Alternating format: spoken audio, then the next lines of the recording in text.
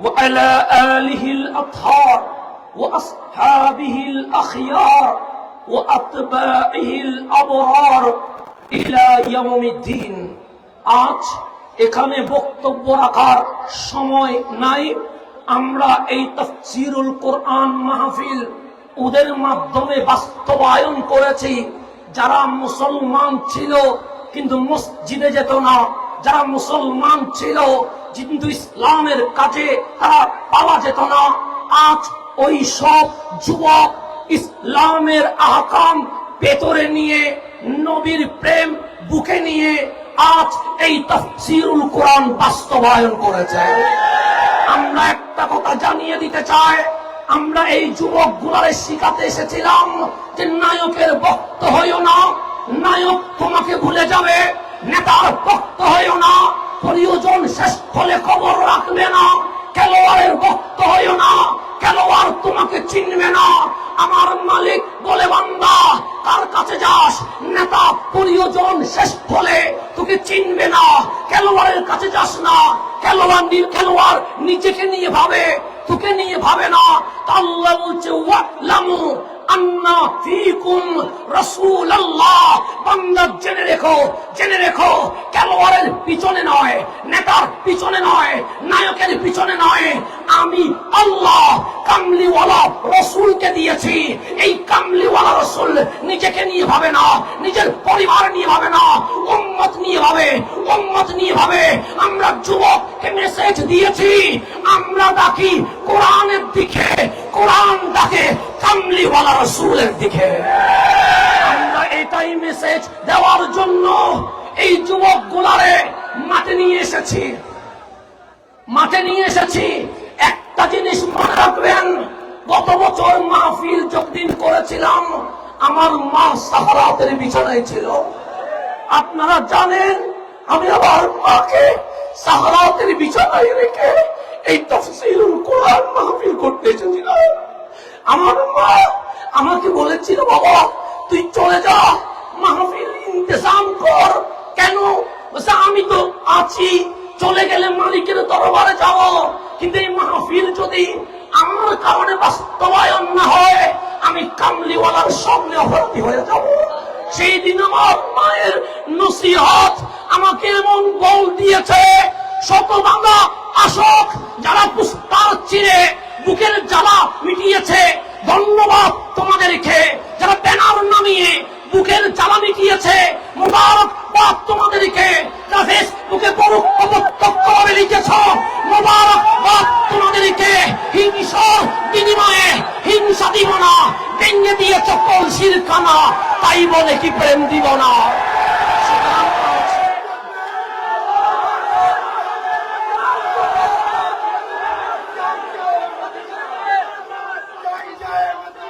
আমার বাবা আমাদেরকে গীবত শিখায় নাই, আমার বাবা আমাদেরকে হিংসা শিখায় নাই। আমার বাবা চাইলে আমাদেরকে ডাক্তার বানাতে পারতেন, আমার বাবা চাইলে আমাদেরকে লয়ার বানাতে পারতেন, আমার বাবা চাইলে আমাদেরকে লিডার বানাতে পারতেন।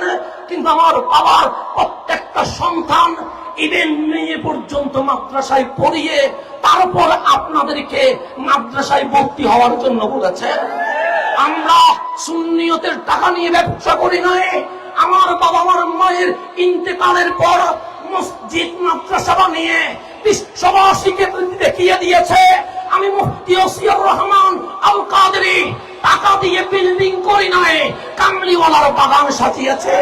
আমরা সেই বাবার সন্তান, আমরা সেই মায়ের সন্তান। সুন্নিয়ত নিয়ে বিজনেস করতে আসি নাই, এই বাংলার জমিনে নবীর প্রেমের বাগান সাজাতে এসেছে।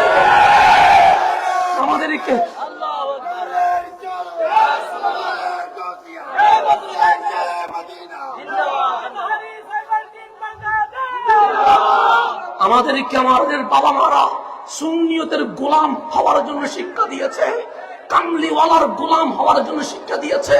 তো আমি যদি মাকে সাহারাতের বিছানায় রেখে তোমাদের জন্য কামলিওয়ালার প্রেম বিলীন করার জন্য মাঠে নামতে পারে, আজ যদি কারবালার ডাক আসে গর্দান দিতে কে কে রাজি আছো মাওলাকে দেখিয়ে দাও।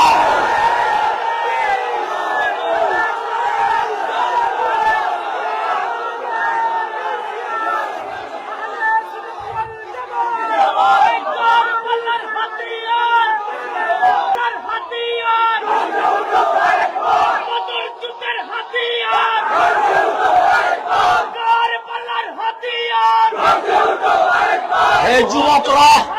হে যুবকরা শুনে রেখো, যদি রক্ত দিতে হয়, তোমরা রক্ত দেওয়ার আগে আমার বাবা জান এখানে বসা, আমি হাসান আজহারি রক্ত দিতে প্রস্তুত আছি। তোমরা শুনে রেখো, আমরা সুন্নিয়ত নিয়ে ব্যবসা করি না। আর এই রক্তটা কোন কুমার শিলের রক্ত নয়, রামকৃষ্ণের রক্ত নয়, আমার মায়ের রক্তে গৌসুল আজম ভান্ডারীর রক্ত রয়েছে। আমার বাবার রক্তে সৈয়দি সনদি জামশেদ শাহ আল কুরাইশি আল মাক্কি আল মাদনীর রক্ত রয়েছে। আমরা দেখিয়ে দিয়েছি মুনিব হতে ভালোবাসে নাই, 43 বছর শাইন শাহ সিরকুটের গোলাম হয়ে বাবাজান দেখিয়ে দিয়েছে মুনিবের চেয়ে গোলাম হওয়াই শ্রেয়।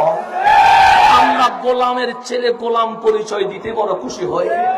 যে গোলাম হয় সে নেতা হতে আসে নাই, সে কর্মী হতে এসেছে। বাস আমি শাইখকে রেখে কথা বলবো না।